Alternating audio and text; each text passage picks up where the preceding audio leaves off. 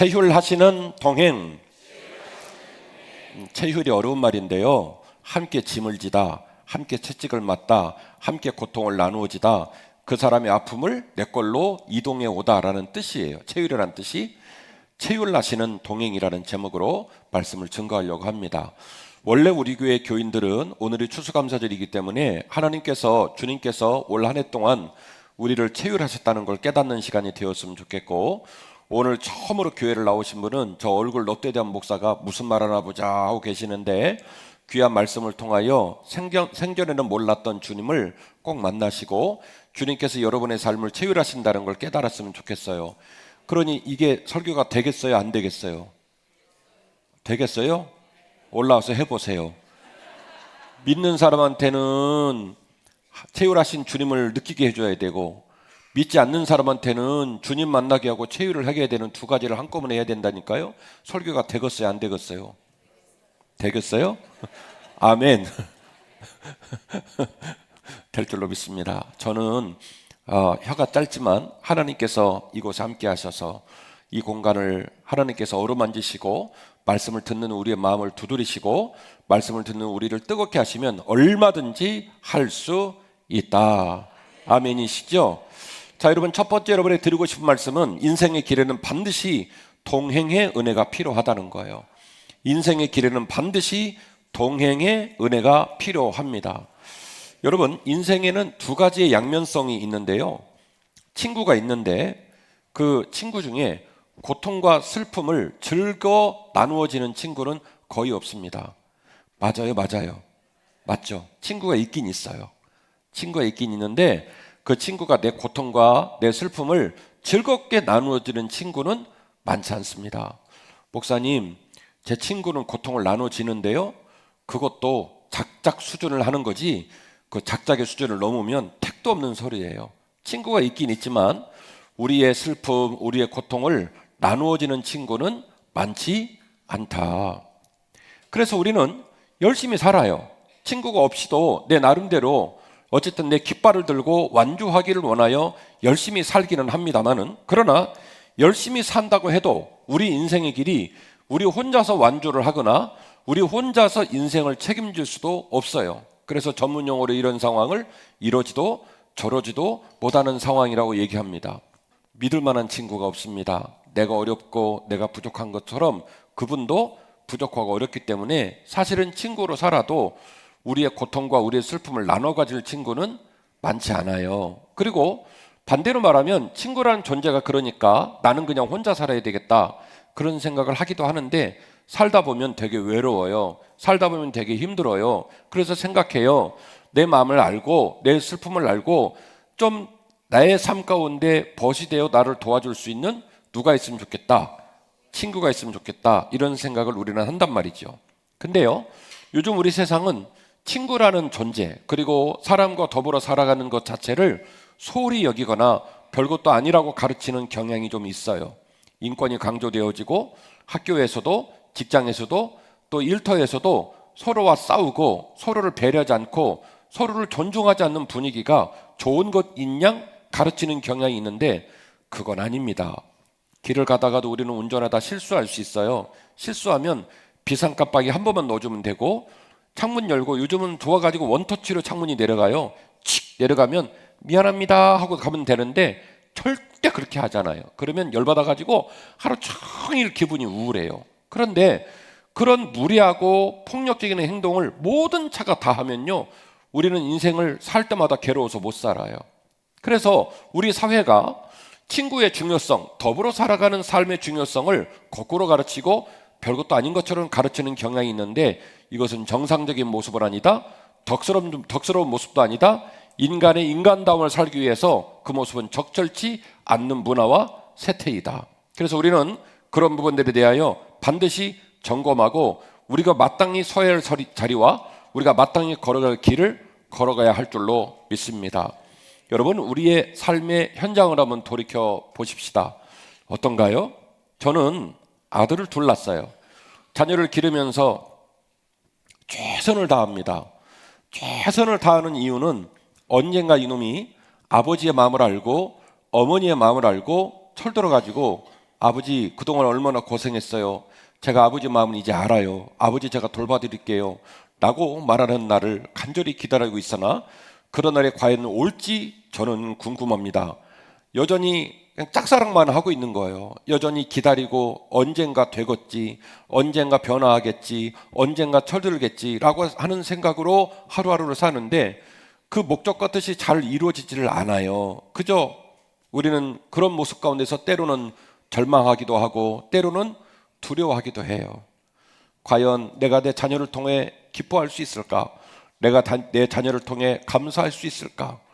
애타기만 할 뿐이지 그 확신과 그 자신감이 우리한테 없어요. 그래서 두려워요. 최선을 다하기는 하지만 내 인생의 미래가 어떻게 될지 두렵단 말이에요. 직장과 사업장을 운영하면서 최선을 다할 때에 우리는 소유와 쉼을 기대합니다. 이렇게 열심히 살기 때문에, 이렇게 열심히 직장을 다니고 이렇게 열심히 사업장을 열기 때문에 어느 정도 때가 되면은 소유가 확보가 될 거야. 어느 정도 때가 되면 쉴 날도 오겠지. 이런 생각을 하는데 언제 그 소유가 확보가 되는지, 언제 그 쉼이 우리에게 다가오는지 그 날을 알 수가 없어요. 그래서 어제도 열심히 살았는데 오늘도 열심히 살고요. 오늘도 열심히 살았는데 아마 내일도 열심히 살아야 할 거예요. 왜요? 아직 그 쉼이 우리한테 다가오질 않았기 때문에 그저 쉬지를 못하고 서지를 못하고 그냥 죽어라고 열심히 살아갈 뿐이에요. 그렇게 살다 보니까 어떨 때는요, 개미지옥에 빠졌나? 이런 생각이 들 때가 있단 말이에요. 숨이 턱턱 막히고 절망을 경험할 때가 많아요. 직장을 가다가 그런 마음 들고 사업장을 운영하는데 한 명도 손님이 안 올 때 나 혼자 우두커니 사업장에 앉아서 그렇게 절망하고 그렇게 슬플 때가 많더라는 거예요. 주어지는 하루하루를 최선을 다해 살면서 우리는 행복한 날이 오기를 기다리고 있습니다. 한국 사람만큼 열심히 사는 사람이 어디 있어요? 그렇죠? 네. 고추를 고추장에 찍어 먹어버리잖아요. 독해요. 그래서 열심히 살아요. 근데 열심히 살다 보면 언젠가 행복해지겠지. 자녀를 양육하는 사람들은 철 들어갖고 군대 갔으면 좋겠다. 군대 가면 좀 한가하겠다. 제가 이번에 군대 보내봤잖아요. 군대 보내니까 걱정이 더 돼. 이 짐을 벗을 날이 없어요. 막 열심히는 살아요. 언제쯤 되면 행복할까? 언제쯤 되면 내 삶이 좀 평안할까? 근데 그게 잘 안 됩니다. 그래서 모든 상황이 바뀌는데 우리는 만족감이 없고 항상 더 부족함을 느끼는 결핍을 경험하면서 하루하루를 살아요. 그러니까 자녀를 양육하는 것도 그렇고 직장을 가는 것도 그렇고 사업장을 운영하는 것도 그렇고 우리 인생을 살아가는 것도 그렇고 나름대로는 최선을 다하지만 그것이 행복이 될까? 그것이 쉼이 될까? 그것이 만족함이 될까? 그것이 내 자녀를 통한 감사가 될까? 보장하고 그 보장에 확증을 가진 사람이 이 자리에 앉은 우리에게 있다 없다? 없다. 그저 막연한 기대와 그저 막연한 기다림으로 하루하루를 버티고 또 버티면서 하루하루를 살아갈 뿐입니다. 제가 지금 여러분에게 드리고 싶은 말씀은 뭐냐면 우리한테 도움이 필요하다는 거예요. 우리한테 뭐가 필요하냐면요, 도움이 필요해요. 제가 여러분 너무너무 보고 싶어 했거든요. 근데 보고 싶어 해서 여러분이 막상 왔어요. 그 오늘 지금 여러분이 무슨 표정이냐면 그래 한번 해보시라고. 내가 왔으니까. 그 온 사람을 어떻게 해야 되겠어요?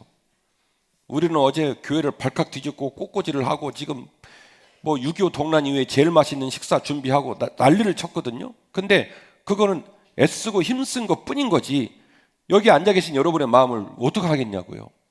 그러니까 사실은 우리는 도움이 필요해요.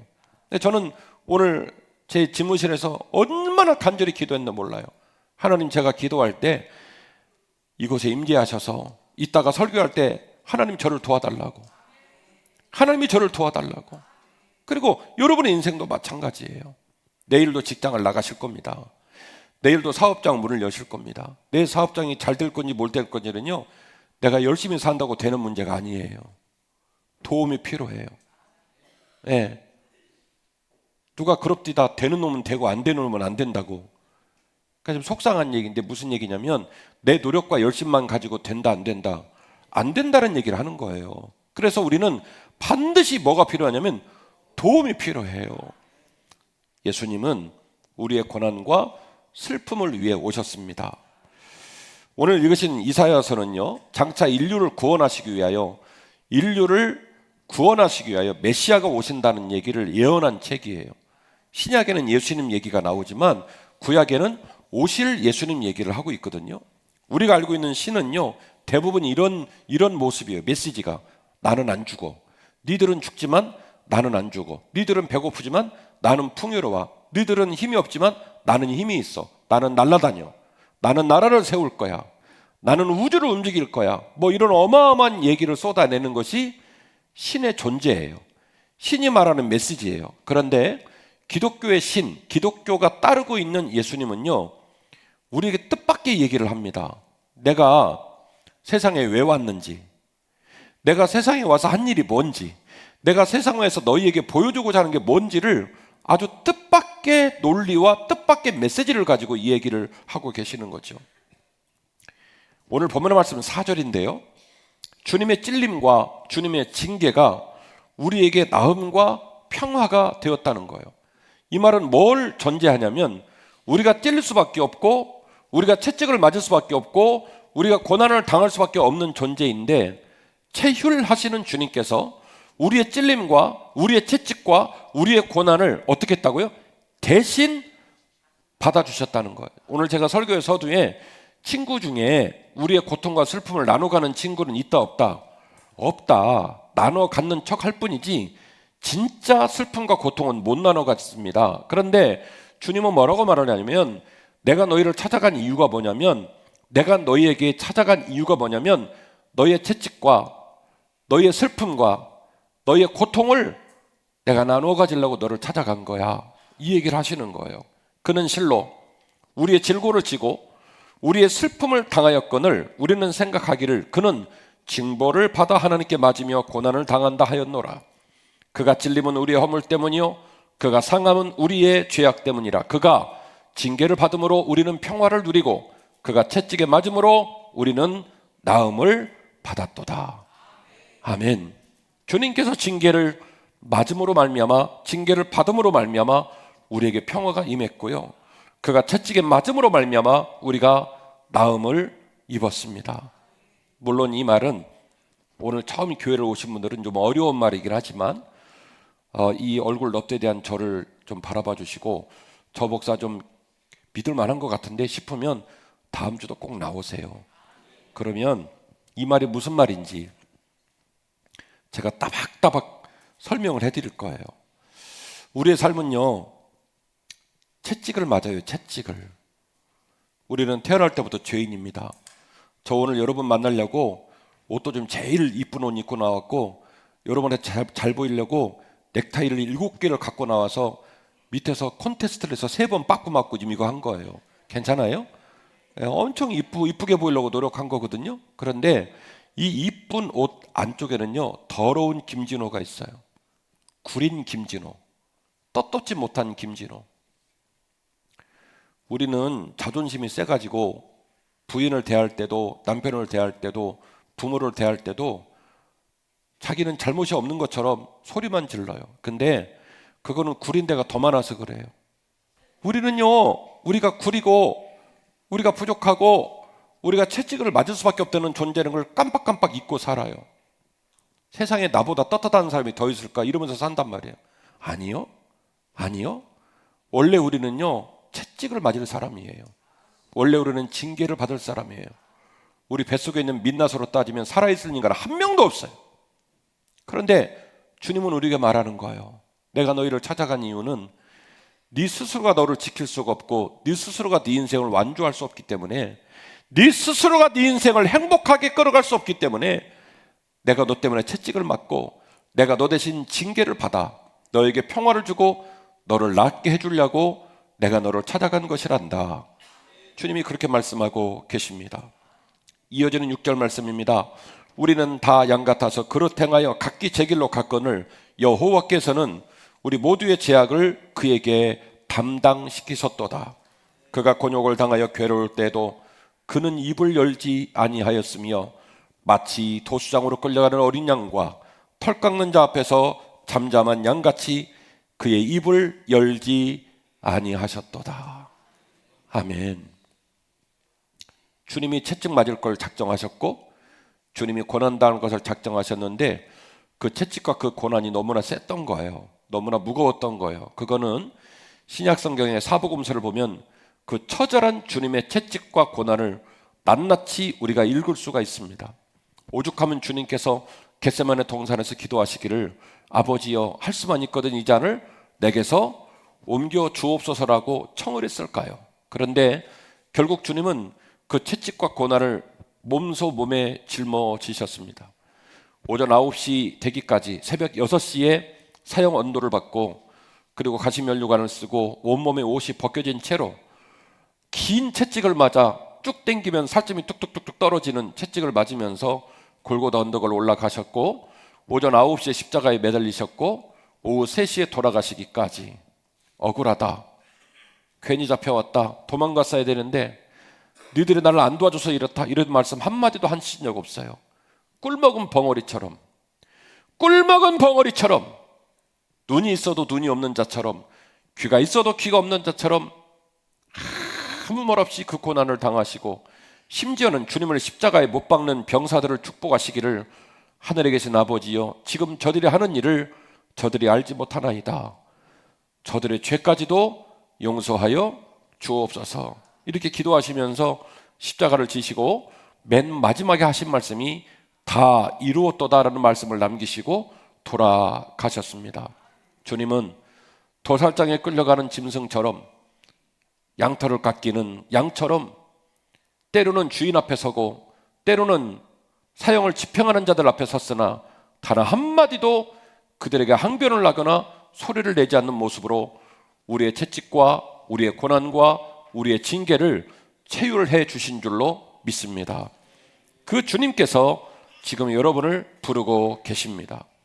여러분, 인생은 도전과 결단입니다. 같이 하실까요? 인생은 어차피 도전과 결단이다. 아멘. 여러분 여쭤볼게요. 여러분이 어떤 결정 내리는 거 항상 만족해요? 후회할 때가 많아요? 네, 후회할 때가 많아요. 오늘 우리 아들 얘기가 많이 나오는데 아들이 이틀 전에 스트레이트 파마를 했어요. 저는 모르는 사람이 우리 집 들어온 줄 알았어요. 굉장히 당황이 됐는데 눈치를 보니까 지도 후회하더라고. 이건 아닌 것 같아 하더라고. 머리를 했고 옷을 샀고 직장을 갖고 학교를 갖고 물건을 사고 그리고 차는 비싸서 차 한번 사려고 카탈로그를 이것도 보고 저것도 보고 고르고 골라서 차를 사고 그런 결정을 내리는데 여러분이 내린 결정마다 그것이 흡족하고 100점입니까? 꽝일 때가 많읍니까? 물어보잖아요. 흡족해요? 아이고 잘못했다 싶을 때가 많아요? 네. 아이고 잘못했다 싶을 때가 많단 말이에요. 우리 인생이 그렇단 말이에요. 그래서 저는 말하는 거예요. 어차피 인생은 도전이고 결단이에요. 여러분이 그러고 살아요. 지금도. 네. 오늘도 지금 예배를 마치고 나면 집에 가서 반바지에다가 신김치에다가 라면을 먹을 건지 이 교회에서 만들었다는 만찬을 먹어볼 건지 지금 고민 중이에요. 그러니까 항상 우리는 도전하고 항상 결단하는 거예요. 여러분 예수를 믿으시기를 도전하시고 결단하시기를 주의 이름으로 축원합니다. 불신을 결정할 수도 있습니다. 그 불신을 결정하는 이유가 과학이든 신념이든 불신을 결정하는 것도 여러분의 몫입니다.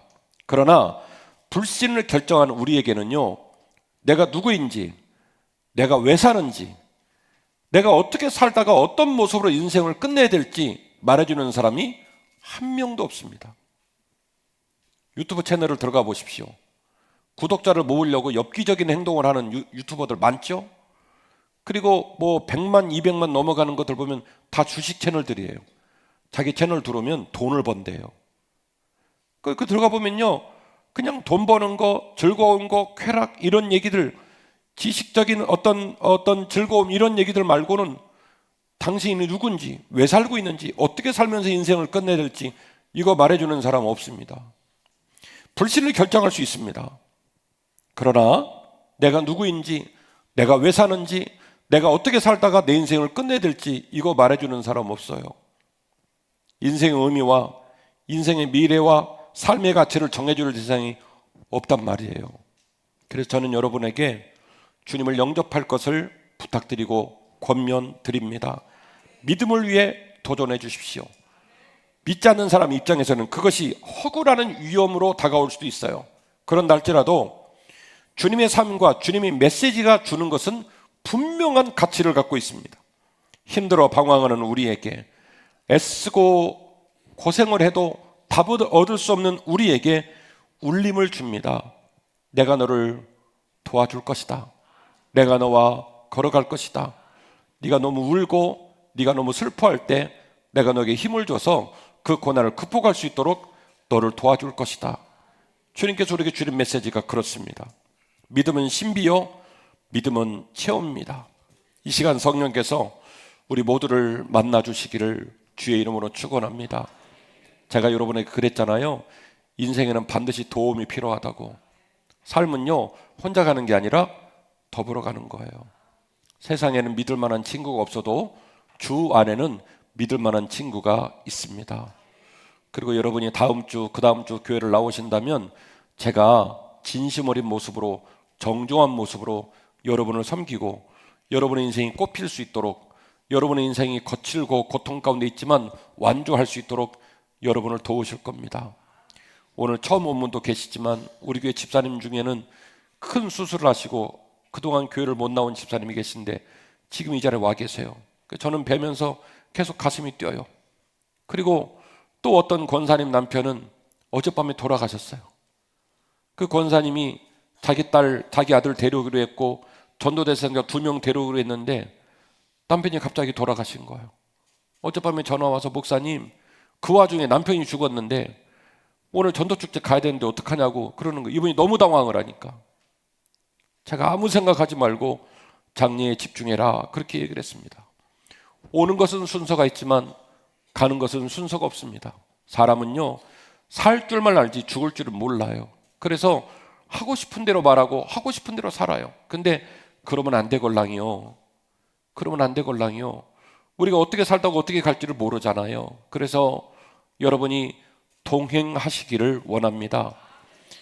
사랑하는 주님과 동행하시고 또 부족한 종과 동행하시고 몸된 교회 구성원들이 되어서 믿음의 동역자들끼리 함께 앞서거니 뒤서거니 서로를 붙잡아주고 서로를 끌어주고 어려움 당하면 쫓아가서 안아주고 그렇게 격려하면서 인생의 마지막 순간까지 여러분의 인생이 동행의 길로 나아가시기를 주의 이름으로 축원합니다. 함께 영상 하나 보시겠습니다.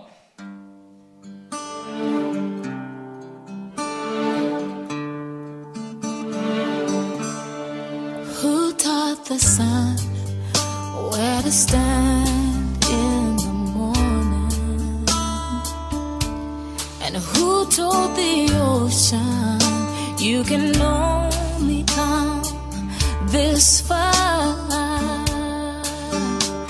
And who showed the moon where to hide till evening? Whose words alone can catch a falling star? Well, I know my Redeemer lives. I know my Redeemer lives. All of creation testifies this life within me cries. I know my Redeemer lives. Yeah, the very same God that spins things in orbit runs to the weary, the worn and the weak, and the same gentle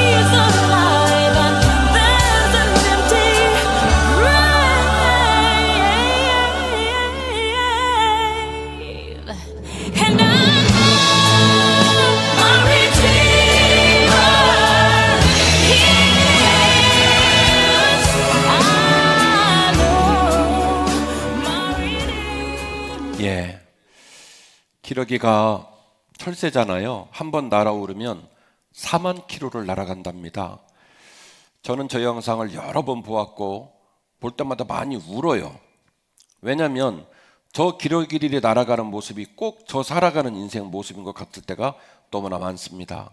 영상을 보시면 높은 산을 건너갈 때도 있고 바다를 건너갈 때도 있고 벌판을 나아갈 때도 있어요. 그리고 그 기러기가 날아가다 보면요, 시골 사는 분들은 기억이 나시겠지만 우리가 가을 거지를 하려고 이렇게 들에 있으면 기러기가 날아갈 때 소리를 내는 소리가 땅에서 들려요.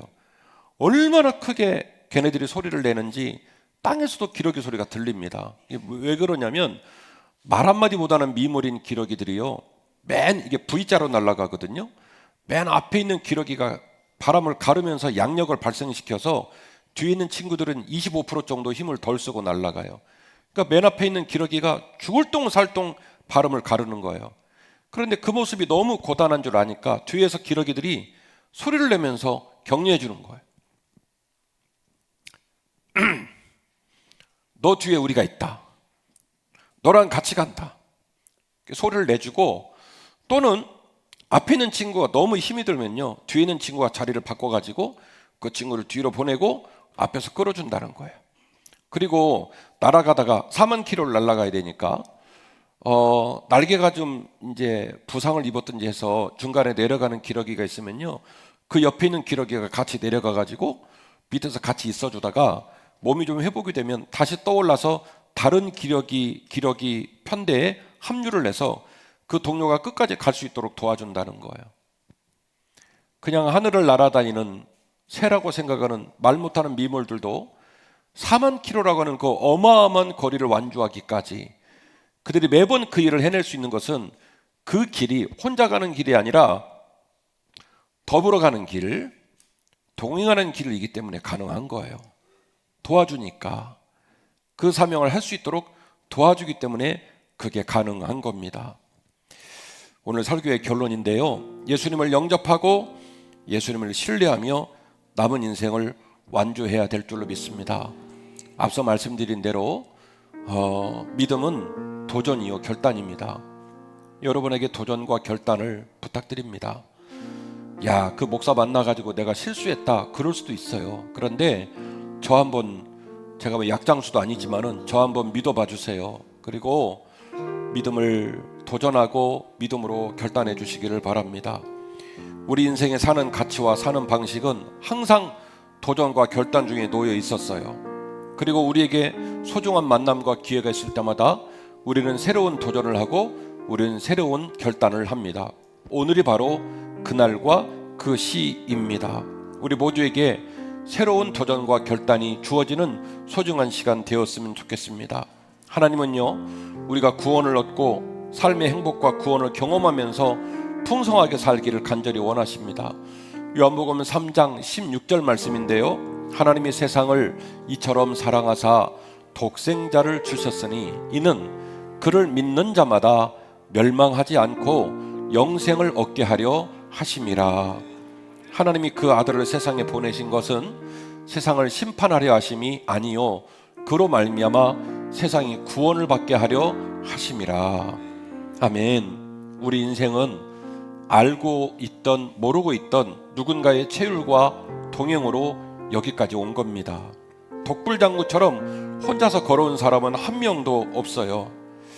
여러분, 인간도 태어날 때 엄마의 손을 잡고 태어나요.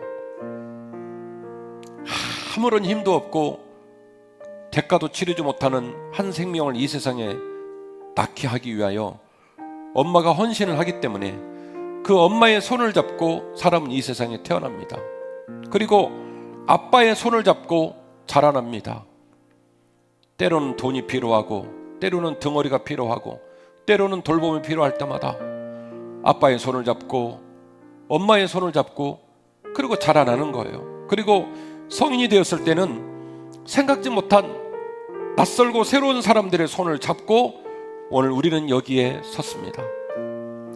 여러분이 부부시면 원래부터 그냥 부부로 산 것 같지만 우리 원로 목사님 표현 맞다나 지는 지고 남은 남이요. 원래는 생판 모르는 사람이었어요. 근데 그 생판 모르는 사람은 손을 잡고 산단 말이에요. 인생은요, 반드시 최재천 교수의 말처럼 독불장군처럼 사는 게 아니라 원했던 원치 않았던 반드시 누군가의 손을 잡고 살아요. 한빛교회 담임 목사로 여러분에게 제안하는 것은 원치 않은 손잡지 말고, 여러분이 모르고 손잡지 말고 오늘 이후로는 알고 손잡고 사십시오.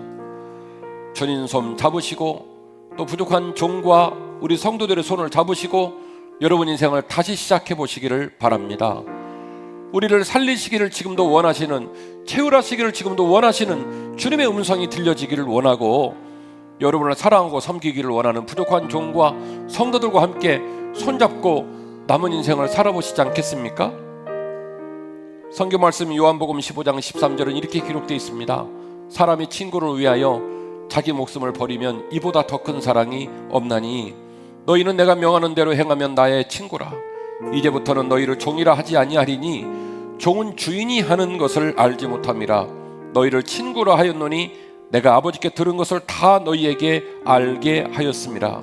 너희가 나를 택한 것이 아니요 내가 너희를 택하여 세웠나니 이는 너희로 가서 열매를 맺게 하고 또 너희 열매가 항상 있게 하여 내 이름으로 아버지께 무엇을 구하든지, 내 이름으로 아버지께 무엇을 구하든지 다 받게 하려 함이니라.